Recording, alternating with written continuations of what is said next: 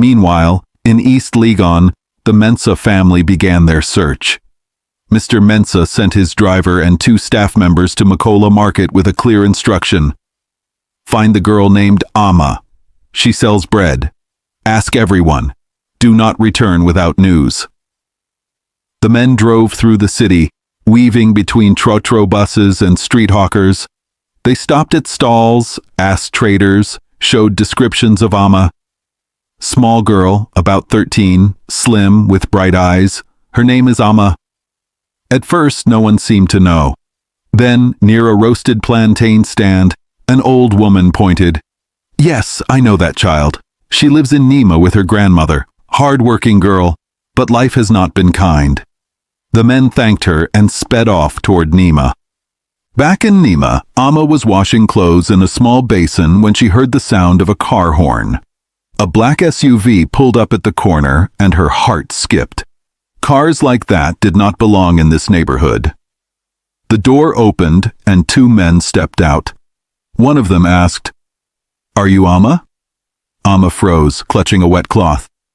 "Yes, I am Amma. Why?" "Madam and Master Mensa sent us. They want to see you." Amma's breath caught. "The rich family? The boy I gave bread to?"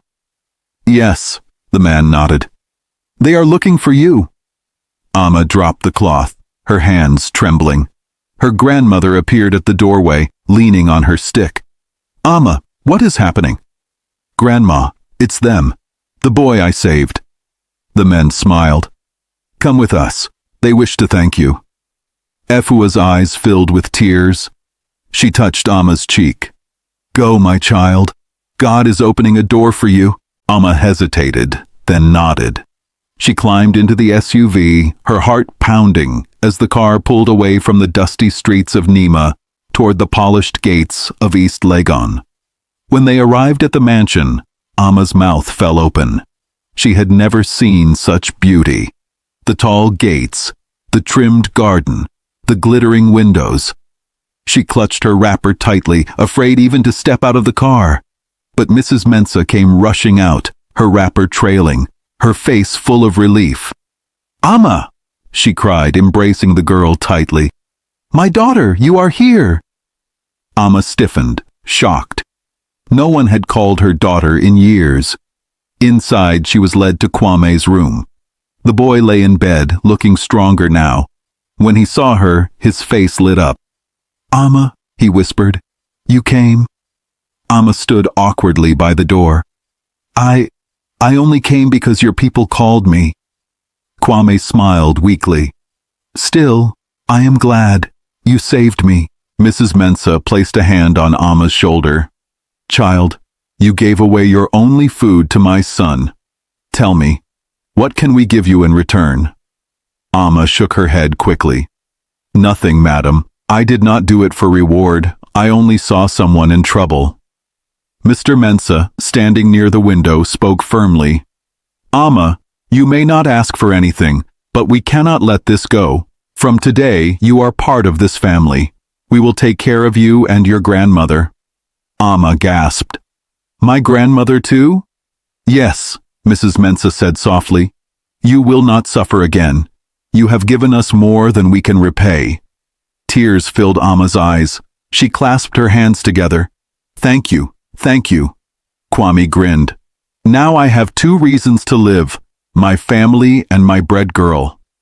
Everyone laughed softly, the tension melting into warmth.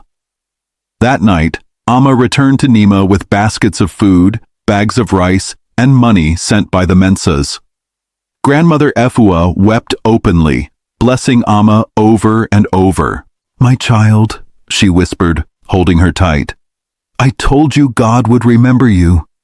Your kindness has opened a way." Amma smiled, wiping her grandmother's tears. For the first time, she felt hope not just for tomorrow, but for the future.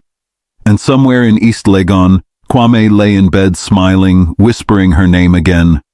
"Amma, the girl who gave me life." The first time Amma entered the Mensa mansion properly, she felt like she was walking into a dream. The tall gates swung open, and the SUV rolled onto the smooth driveway lined with trimmed flowers. The house itself stood like a palace. White walls, large glass windows, and a balcony that seemed to touch the sky. Amma clutched her grandmother's hand tightly. Grandmother Afua had insisted on coming, leaning heavily on her walking stick. Her eyes watered as she gazed at the mansion. Amma, see what God can do. From our wooden room in Nima to this, God is truly great. Inside, the marble floor shone like water. Chandeliers sparkled above, and the scent of lavender filled the air. Amma hesitated at the door, afraid her bare feet would dirty the floor. But Mrs. Mensah smiled warmly. Come in, both of you. This is your home now, too. Amma's heart skipped. Our home? She stepped carefully, her eyes wide as she took in the leather sofas, the wide staircase, and the family portraits on the walls. Everything felt too clean, too polished, too different from the dusty, cramped room she had always known. In the living room, Kwame sat on the couch, still recovering but stronger now. When he saw Amma and her grandmother, his face lit up. Amma, he said happily, you came again. Amma smiled shyly. Yes, my grandma wanted to see you. Kwame stood slowly, steadying himself. He bowed respectfully toward Grandma Efwa. Thank you, Nana, for raising someone as brave as Amma. She saved me. Efua chuckled softly, her wrinkled hand resting on Amma's shoulder. This girl has always had a strong heart. Even when we had nothing, she would share the little she had. Mrs. Mensah guided them to the sofa. Soon glasses of juice and plates of meat pies were placed before them. Amma stared at the food, unsure if it was really meant for her. She had never seen so much served so freely. Eat, my dear, Mrs. Mensah urged gently. You are safe here. Amma took a bite, the rich taste filling her mouth. She almost cried. After the meal, Mr. Mensah cleared his throat. Amma, Efua, my wife and I have talked.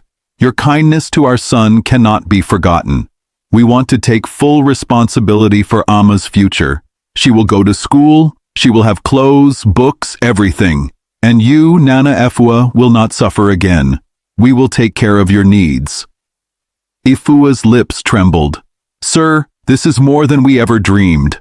God bless you. Amma's eyes widened. School? For me? Yes, Mrs. Mensah said warmly. You belong in a classroom, not on the streets. From next term, you and Kwame will go together. Kwame grinned. Finally, Amma, we will be classmates. I'll show you around. Amma's heart raced. She had dreamed of school for so long but thought it impossible. Now, sitting in this grand house, it was being offered to her like a gift. Thank you, madam. Thank you, sir, she whispered, tears slipping down her cheeks. That evening, as the sun set, Amma and her grandmother were shown to a guest room. It was simple compared to the rest of the house, but still more luxurious than anything they had known. The bed was soft, with clean sheets that smelled of soap. A small lamp glowed warmly on the table. Amma touched the blanket with trembling hands. Grandma, is this really for us? Efua smiled weakly, lying down on the bed. Yes, my child. Tonight we will sleep without worrying about rain or cold. God has answered our prayers. Amma lay beside her grandmother, staring at the ceiling. She thought of the noisy streets of Nima, the smell of open gutters, the hunger that gnawed every night. And then she thought of the bread, her last piece, given away without hesitation. That single act had brought her here. The following days were a mixture of wonder and confusion for Amma. The Mensah staff treated her politely, though some eyed her curiously. The cook, Auntie Akos, scolded her when she tried to help wash dishes. Hey, Amma, you are a guest, not a servant. Amma blushed. But I am used to working, Kwame laughed. You don't have to here. Relax, Amma. But relaxing was not easy. She felt out of place, unsure how to sit at the long dining table or use the shiny cutlery. More than once she spilled juice or dropped a fork. and her cheeks burned with shame. But Mrs. Mensah always comforted her. "Don't worry, my dear. You are learning. Soon it will be easy." One afternoon, Kwame showed Amma the library. Shelves of books lined the walls, from novels to science texts. Amma's eyes shone as she ran her fingers over the spines. "You like books?" Kwame asked. Amma nodded eagerly. "Yes, I used to read old newspapers in the market when traders threw them away. But I've never seen so many books in one place." Kwame pulled out a storybook and handed it to her. "Then start here. We can read together." Amma hugged the book to her chest. For the first time, she felt a piece of her dream becoming real. Yet, despite the kindness, Amma sometimes struggled with doubt.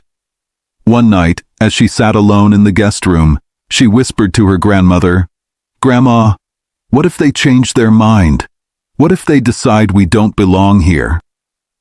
Afua took her hand. "Amma, listen to me. You gave away your only food to save another child. That kind of kindness cannot be erased. Even if people forget, God does not. Trust Him."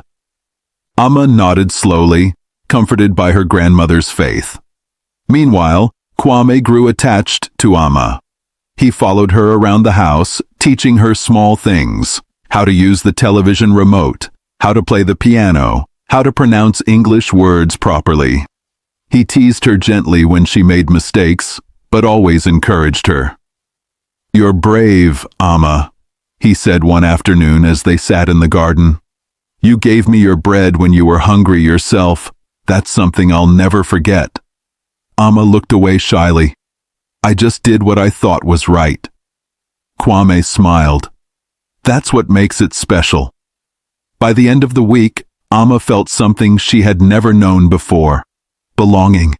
She was still Amma from Nima, still the bread seller, but in the Mensah home she was more: a guest, a friend, even part of a family.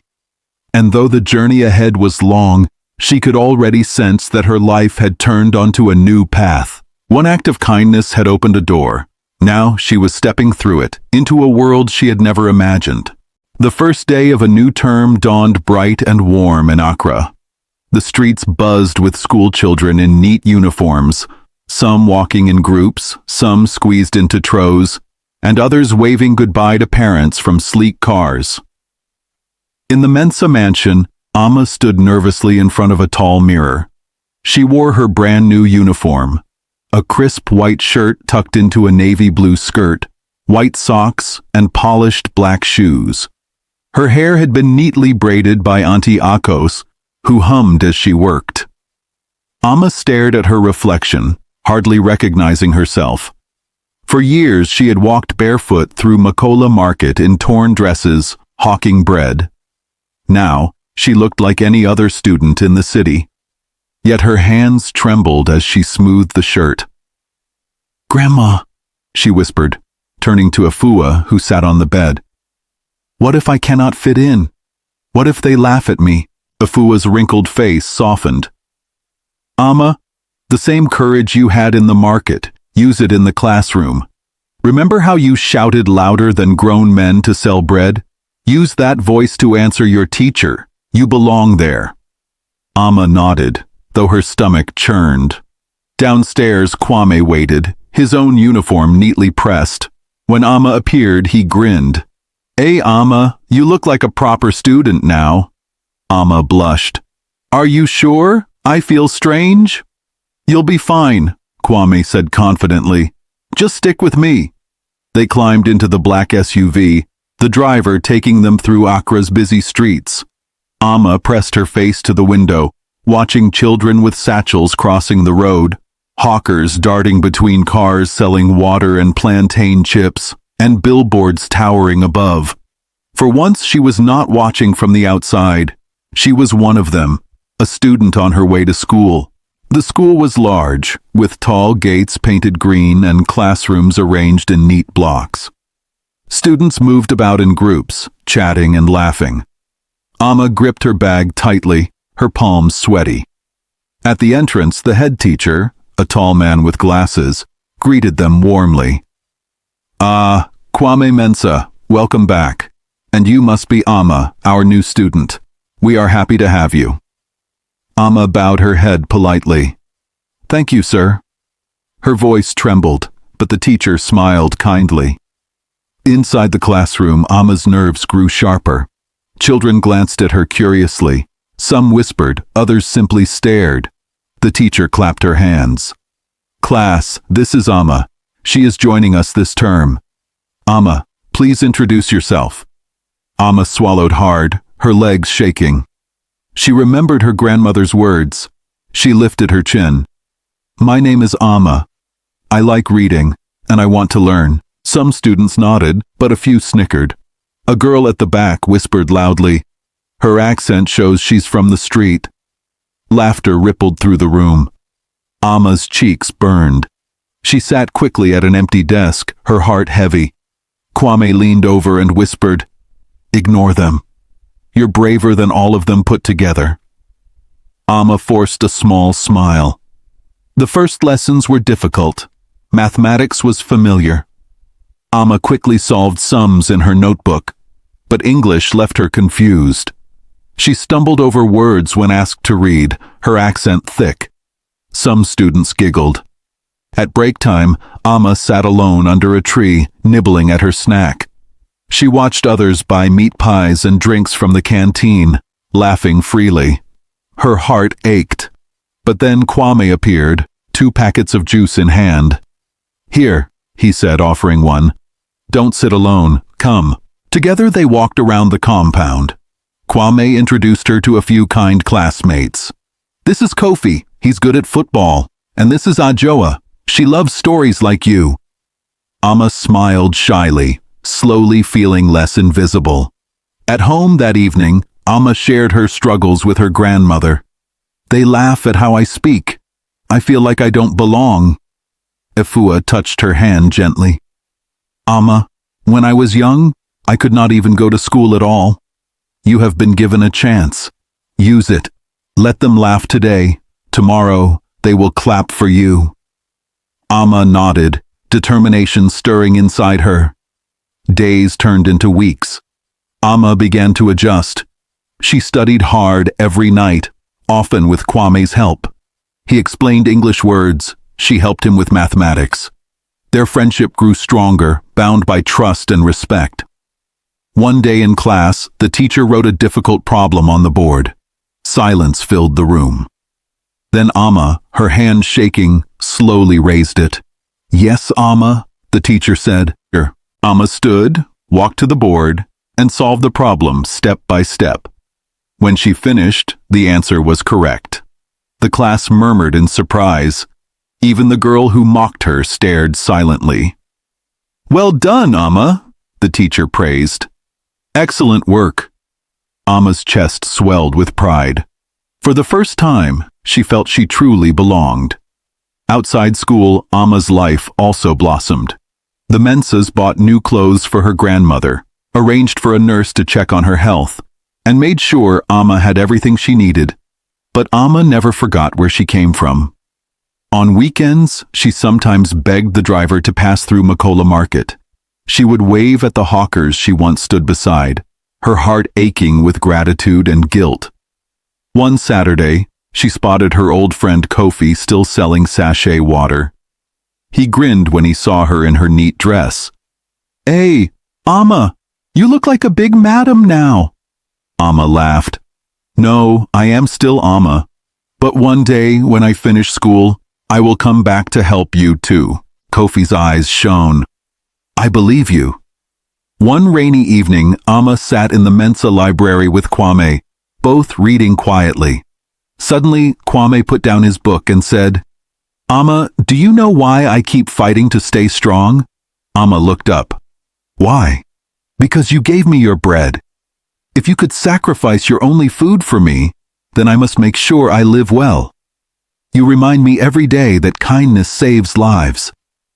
Amma smiled softly. "And you remind me that kindness does not go unnoticed." They returned to their books, the silence comfortable between them. By the end of the term, Amma was no longer the shy girl who trembled at introductions. She had found her voice, her confidence, and her dream. She wanted to study hard, not just for herself, but for her grandmother, and for the children still selling on the streets. Her life had changed forever, all because of one small loaf of bread. Years passed, and Accra changed with time. New buildings rose, traffic grew heavier, and young people filled the city with fresh dreams. Among them was Amma, no longer the barefoot bread seller of Makola Market, but a confident young woman with books in her hands and hope in her eyes. The Mensahs had kept their promise. Amma went through junior secondary, senior secondary, and now she was in university, studying law. Her dream had grown clear. She wanted to fight for children like herself, those whose voices were often silenced by poverty. Her grandmother Efua lived comfortably now, cared for by doctors and nurses. Though her steps were slow, her heart was light whenever she saw Amma in her school uniform. "My child," she often said, "you are the proof that kindness never dies." Kwame, too, had grown. His diabetes remained a challenge, but with careful management he stayed strong. He studied medicine, determined to help others like him. And through it all, Amma remained by his side, just as he remained by hers. One sunny afternoon, the Mensah family gathered in their garden for a small celebration. Amma had just finished her first year at university with excellent results. Friends and relatives came, clapping her back, praising her intelligence. As she stood to give a short thank you speech, Amma's mind drifted back to that day in Makola Market. The sun, the crowd, the bread in her hand, and the boy collapsing before her eyes. One small decision, to give away her only food, had led her here. She smiled at Kwame, who sat near his parents. He nodded at her, his eyes shining with pride. "Years ago," Amma began softly, "I was just a girl carrying bread on my head, trying to survive. I never thought life would take this turn, but one thing I have learned is this: kindness is never wasted. Even the smallest act can open doors you never imagined." The guests clapped warmly, some wiping their eyes.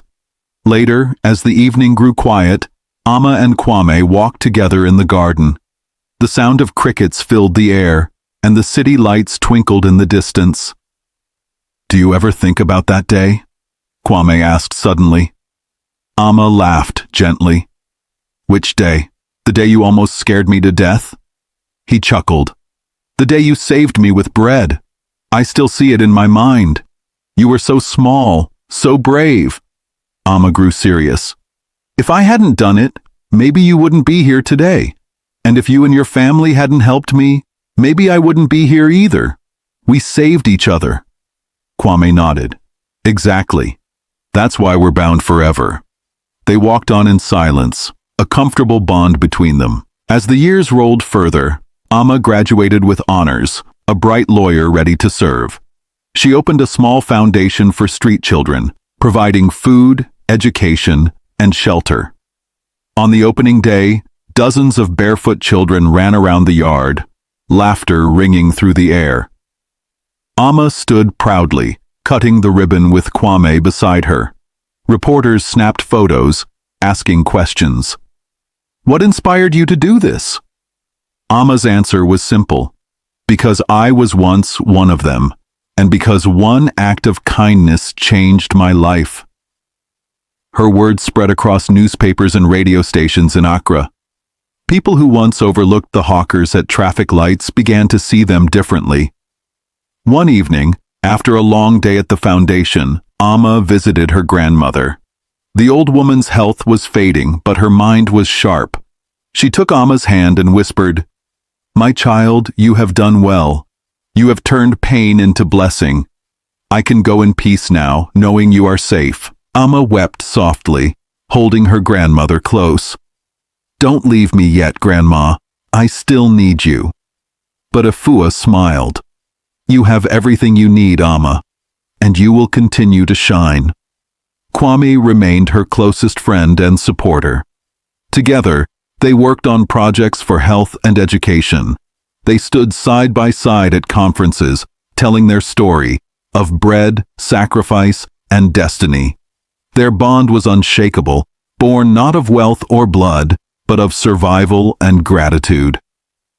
One afternoon, years later, Amma walked past Makola Market.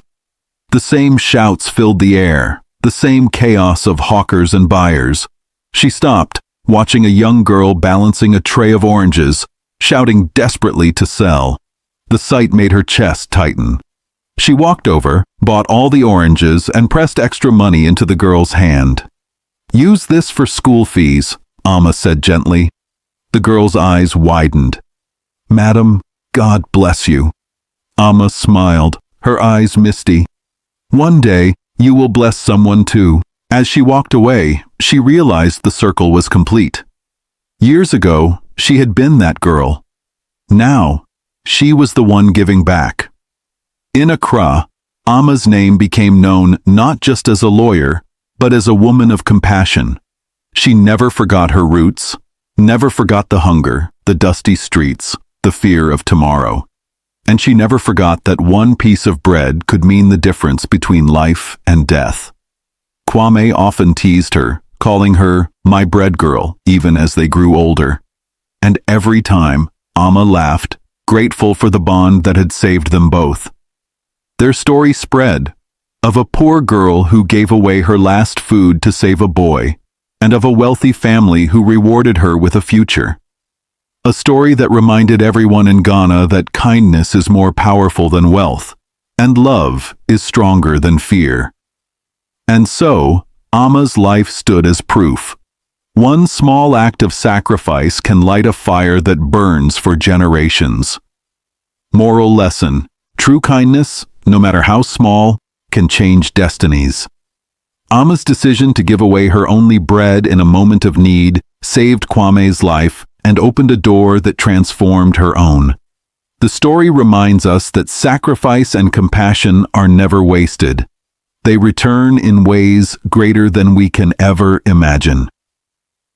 Thank you for watching this story on Afro Tales TV. If you enjoyed it, please give it a thumbs up, leave us a comment, and share with friends and family. We have more beautiful stories coming your way, so subscribe and stay tuned. See you in the next one.